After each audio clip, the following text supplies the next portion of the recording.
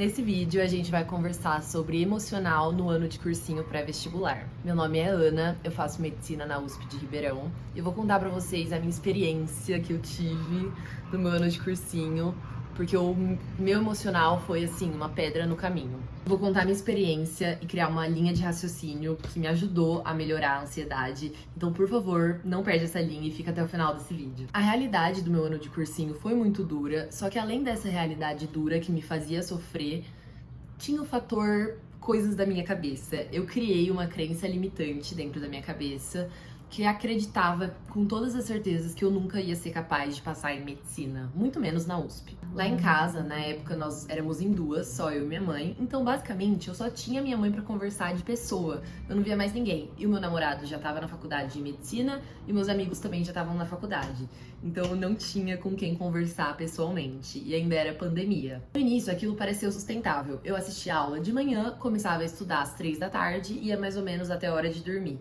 Pareceu que ia dar tudo certo, que eu ia conseguir levar desse jeito o ano todo. Resultado, chegou em setembro, eu comecei a ficar maluca. Na real, eu já entrei em setembro maluca, esgotada por causa da rotina, super ansiosa, me sentindo mal e feia com o meu corpo, porque era um corpo muito sedentário. Descontava tudo na comida, eu lembro de almoçar barra de chocolate. Cometi o erro também de não fazer exercício físico. Então, basicamente, eu não tinha nenhuma válvula de escape. E daí, em setembro, nesse mês que eu notei que eu tava maluca, minha mãe me levou num psiquiatra pra tratar a ansiedade com medicamento. Eu lembro de ter chegado na psiquiatra e falado: eu tô maluca e faltam 10 dias pra Unicamp. Era tipo final de setembro, a Unicamp ia ser em outubro, se eu não me engano. Por aí, era no final do ano e a Unicamp ia ser a primeira prova. Eu lembro que eu cheguei e falei: eu tô maluca, você tem 10 dias pra me deixar bem, porque eu tenho que prestar Unicamp. Maluca, maluca, maluca. Uma coisa que eu acertei foi que eu fiz psicóloga o ano inteiro e é essencial, é um pré-requisito, então fica aí o ensinamento, você tem que fazer psicóloga. Eu fazia online mesmo, você tem que fazer psicóloga no seu ano pré-vestibular. A minha ansiedade era tanta que eu já fui pra vestibular, fui fazer uma FAMEMA sem dormir, completamente em claro. Eu lembro que deu 5 da manhã, eu tava com o coração acelerado, muito ansiosa, não conseguia dormir, não conseguia parar de pensar na prova. E daí eu desisti e falei, tá bom, vou sem dormir. Só que como você vai ter confiança indo pra um vestibular sem dormir? Não tem como, né? Resultado, cheguei lá, na hora que eu sentei na sala, eu falei, meu, não vai dar, eu vou embora. Virei pra moça e falei, quero sair da sala. Ela falou, não pode sair, tem horário mínimo pra sair. Gente, sério, eu tive que ficar na sala falando, na minha cabeça, tipo, eu não vou fazer essa prova, eu não vou embora, vou embora, vou embora. Só que daí, na hora que a prova chegou, eu lembro que eu tremia, eu pegava na caneta tremendo, assim. Na hora que a prova chegou, tava ali tremendo, suando, eu falei, ai, vai, vou fazer aqui, seja de qualquer jeito, não tô bem, mas pelo menos vou fazer. Então, 3 coisas pra você levar até agora. Fazer exercício físico, uma rotina de 2 a 3, só pra, sabe, aquele estresse, quando você sua, ele dissipa, porque enquanto você tá fazendo atividade física, você não tem como pensar nos seus problemas. Então, atividade física, fazer psicóloga e procurar um psiquiatra se você sentir que a sua ansiedade realmente é limitante, igual a minha era. Além de todo esse ambiente estressante, eu criei uma crença na minha cabeça de que medicina não era pra mim e de que era impossível eu passar em uma universidade pública. Assim, impossível, não existia essa chance. Eu realmente me achava burra. Eu tenho dificuldade pra gravar informações, às vezes eu, até hoje, né, eu leio informação, eu não decoro, tenho que ler de novo, ler de novo, ler de novo. Só que assim, isso não é burrice, isso é normal. E eu realmente me achava muito, muito burra. Eu lembro de chorar por me achar totalmente incapaz. E eu tinha uma atitude muito, que eu me arrependo muito hoje de não ter me freado quanto a isso. É que cada vez que eu ia mal num simulado ou que eu tinha um mau desempenho, eu chorava e fazia o maior drama, como se o mundo fosse acabar. E eu me automutilava, não fisicamente, mas eu me machucava, sabe? Eu tinha pensamentos que me machucavam. Tipo, você é incapaz, não vai conseguir. E eu ficava cultivando esses pensamentos na minha cabeça, geralmente no pós-prova. Eu fazia um simulado, ia mal, eu chorava no banho e ficava no banho lá chorando e tendo esses pensamentos de eu não sou capaz. Até que chegou o dia que eu tive uma conversa que pra mim foi um divisor de águas e fez com que eu acreditasse mais que fosse capaz. Na real, foram 2 conversas. Uma foi com o meu namorado, que ele já tinha passado, ele fazia medicina na Unifesp. E eu tava estressada e eu lembro que eu virei pra ele e eu falei, é impossível eu passar entre os 50 convocados da ampla concorrência porque eu não tô entre os 50 melhores alunos do Brasil. Porque eu queria medicina na USP, né? Então eu pensava, se eu quiser passar entre os 50 convocados, eu tenho que ser, sei lá, eu tenho que estar entre os 50 melhores alunos do Brasil, porque é uma coisa muito difícil. Então era basicamente assim, eu achava que pra eu estar na lista de aprovados, eu tinha que ser melhor do que todos os outros candidatos que não foram aprovados.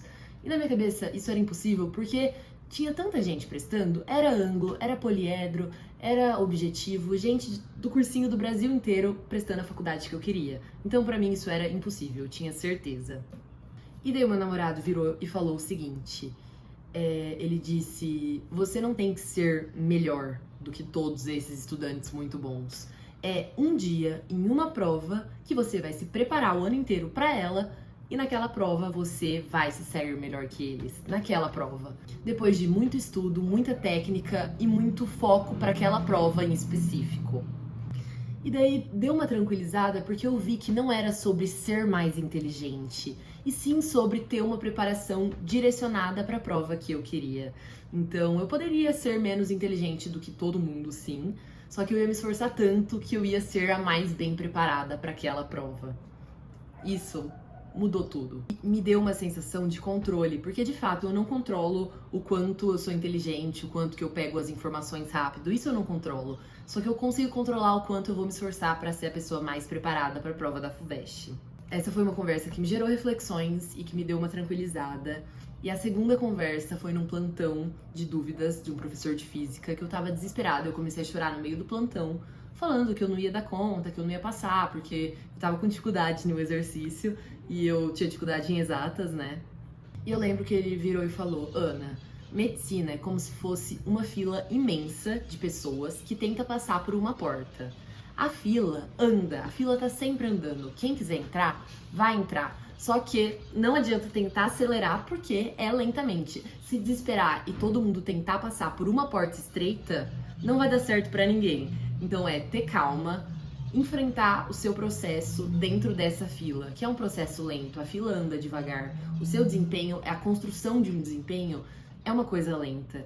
Então é ter paciência para esperar o seu lugar na fila. E não esperar sentada, obviamente. Eu ia mover essa máquina e fazendo essa fila andar, mesmo que lentamente, e uma hora eu ia passar pela porta. Uma hora eu ia conquistar a minha aprovação. Essas duas conversas foram muito, muito importantes para mim. E uma última coisa que eu percebi só depois que eu passei, que eu não tive esse raciocínio enquanto eu tava estudando, só que eu queria trazer essa informação para vocês terem acesso a isso, é que enquanto eu estudava, eu criei na minha cabeça um estudante, um vestibulando perfeito. E eu me comparava a esse estudante que eu nem sei se existe. Então era o seguinte, se eu procrastinava para estudar porque eu estava exausta, eu ia falar, mas quem passa em medicina não procrastina. Ou se eu perdi a aula porque eu fiquei dormindo e perdi o horário. Eu falava, mas quem passa em medicina não perde o horário. Muitas vezes aconteceram de eu não conseguir acabar um simulado por falta de tempo. E daí eu pensava, mas quem passa em medicina na USP não tem esse problema com o tempo. Então eu pegava a minha situação e comparava com o estudante imaginário que eu criei na minha cabeça, que era o estudante perfeito, que passou direto, que tem foco, que não procrastina, que não vai mal em simulado. E quando eu passei na faculdade, eu simplesmente descobri que esse estudante perfeito não existe. Dos 100 aprovados da minha sala, tem gente que fez 1 ano de cursinho, tem gente que fez 5, 6 anos de cursinho, tem gente que é mãe, é pai, já teve um filho, tem gente que já fez outra faculdade e depois decidiu prestar medicina, tem gente que tentou, não conseguiu, daí desistiu e depois tentou de novo. Então tem espaço para todo tipo de realidade. Tem a pessoa que é super ansiosa, como eu, tem a pessoa que é super calma, tem a pessoa que estudava 10 horas por dia, tem a pessoa que estudava 5 horas por dia, tem amigos que nunca estudaram de final de semana, tenho amigos que, como eu, né, que estudavam muito de final de semana, tem gente que leu todas as obras, tem gente que não leu nenhuma. É uma diversidade absurda de pessoas.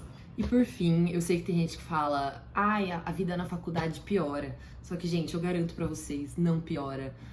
Nossa, o meu ano de cursinho foi tão triste, tão triste, tão triste, que eu acho que é impossível. Até agora eu tô indo pro 4º ano da faculdade, eu não vivi momentos aqui tão pesados igual eu vivi no cursinho, sabe? Aquela coisa que me deixava realmente triste e eu não senti orgulho de mim igual eu sinto agora. Torço por vocês, espero muito que vocês consigam superar essa etapa, fazer essa fila andar e ano que vem vocês estejam na USP também.